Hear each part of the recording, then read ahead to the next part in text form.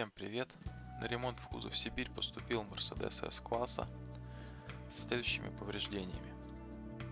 Требуются небольшие правки бампера, небольшой ремонт крыла и задней двери,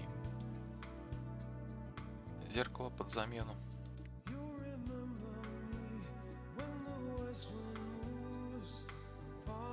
требуется ремонт передней части автомобиля. На капоте отсутствуют зазоры, капот нужно ремонтировать.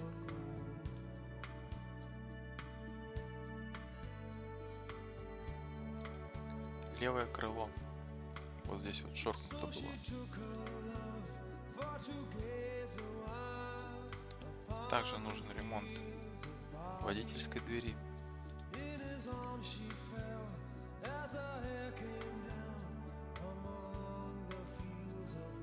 И ремонт задней двери. Вот был удар. Здесь образовалась вот такая вот замечательная дырочка.